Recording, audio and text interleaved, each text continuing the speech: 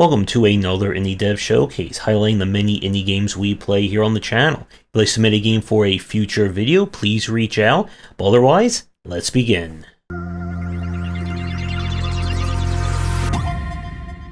We're starting this off with Exophobia, an FPS with a little bit of Metroidvania and action thrown in. You are trying to find the mystery as to why colonies have been invaded by aliens. And you have to shoot, dash, slide, and get a lot of upgrades to do so. The game kind of follows in a light Metroidvania format.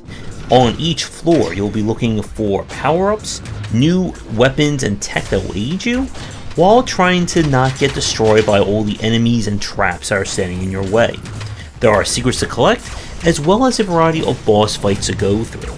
The footage that you're seeing is being played on the highest difficulty. Now, the main thing about this one is that it is very movement-centric. You need to be making heavy use of your slide in order to not only get around, but to also dodge attacks, as enemies can track you very rapidly in this one. And from our time some of this, I did enjoy it. Like, the weapons do lack a little bit of punch at the start. You'll of course be able to upgrade to get a charge shot and other means, but still a very solid take on the kind of shooter-vania format. So I would recommend this one for any fans who like to do some upgrading along with some running and gunning.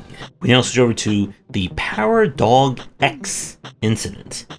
You are a dog that is stuck in kind of multiple dimensions, and you must use the power of rhythm and recursion in order to get past things. Our gameplay here is that this is a puzzle rhythm platformer, as you time your movements to the beat, collecting bones and trying to reach the exit of each level.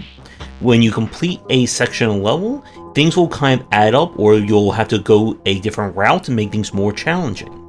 The footage that you're seeing is taken from early access and may not represent the current version of the game.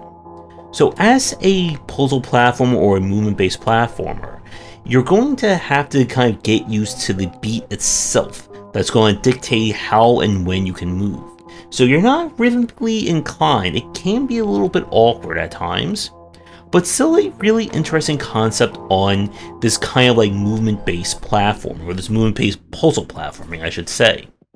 So if you're a fan of Sokoban, music, and dogs and puzzles, I would give this one a play. We leave the puzzles behind for some good old-fashioned punching with RKGK. The footage you're seeing is taken from the demo that we played. And the simplest way to describe this one would be, what if we combine like Jet Set Radio with Devil May Cry? You are in a dystopian future where the bad guys have banned colors, and in order to bring things back, you're going to have to spray paint and punch and jump your way through a variety of levels. So the game itself is focusing on high-speed combat, as you'll maneuver through these levels as quickly and as efficiently as you can to collect all the MacGuffins and beat up all the robots standing in your way. There's quite a lot of movement tech in this one, from your standard kind of dash around to being able to jump and kind of carry yourself in the air, along with basic combat as you fight, dash, and avoid enemy attacks. You are graded on how fast you get through levels, as well as finding all the hidden stuff in them. And it's a very solid concept as in an action-adventure game can go. It can certainly feel a little bit awkward at the start given how much movement tech and abilities are there from the get-go, but if you learn this one, it's a very great take on all these elements put together. So if you are a 3D platforming fan looking for another game to run, jump, and movement tech your way through a variety of level designs, then definitely give this one a play. We now switch over to Rapid and Steel. This is, and hopefully I get this right, a co-op bullet hell roguelite inspired by high-level MMO style raiding. That is definitely a descriptor here. So how this one works is that obviously the footage you're seeing right now is played with one person, but you can have up to 4 people playing at one time. Each player will choose a different character, and the characters themselves are classes. They'll come with different attack styles, special moves, ultimate abilities, etc., etc. and your job is to use said abilities to fight your way through a variety of bosses. In each run, you'll be able to choose from different randomly generated gear that will allow you to enhance your character and hopefully try and defeat the myriad of enemies standing in your way. Now, as per bullet hell rules, you will need to dodge a whole variety of patterns while trying to get any hits in on the enemy, and there are many different phases that you can. While you can play this on the easier settings, there's of course going to be a lot of challenge if you're trying to avoid all the more crazier patterns.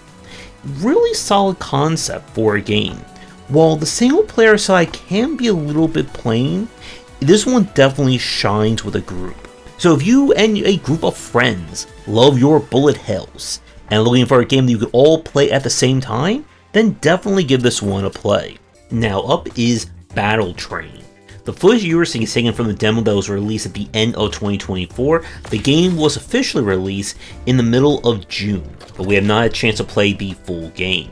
This is a deck building train roguelike, where you are competing in a game show where opponents kind of fling trains at each other to see who can take out the opponent first. As per deck building rules, at the beginning of each turn you'll draw a collection of cards. Cards can either be tracks that you will lay down, or things you can place down on the field or affect the kind of tracks or other things on the field at the expense of your kind of mana. Your goal is to connect from your track or your station to the opponent's station in order to send your train all the way down there to deliver damage.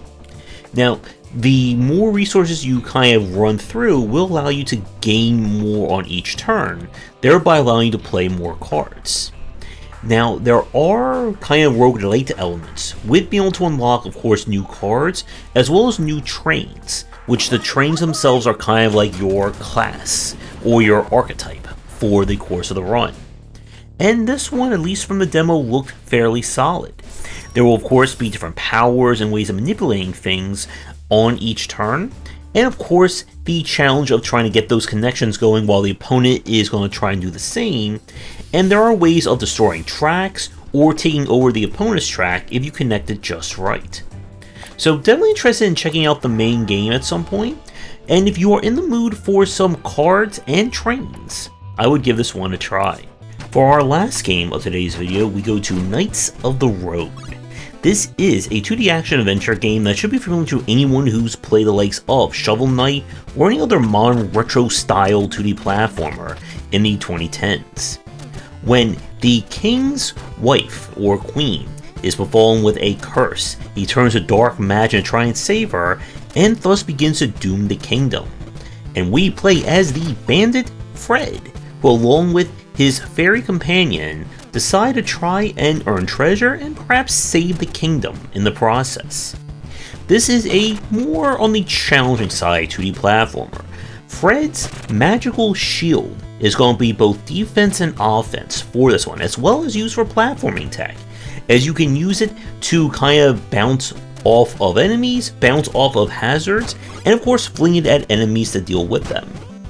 The level design here goes for not exactly a Metroidvania, but more on the larger side. There will be multiple routes in each level, secrets to uncover, gold to find, and of course a boss waiting for you at the very end that you must deal with. Now the game does have a little bit of some frustrating points to it, mainly in the form of how checkpoints and kind of healing works. You see, you'll go to various wizards who can be used to save your game, but you must spend gold in order to activate save points. And of course, gold can also be used to buy additional items and features in the different shops. With Knights of the Road, this is again one of those games where I didn't see anything that kind of like stood out as being different as a 2D action-adventure game, but what's here is very solid. If you're a fan of action-adventure design looking for a hidden gem to shield your way through, I would give this one a play. But if you are someone who's looking for like a brand new take on this formula, then the game doesn't quite have enough, I guess, traveling legs for that. But with that, another showcase comes to an end. Let me know what you think about these games down below, and as always, you can your game for a future stream and showcase, please reach out.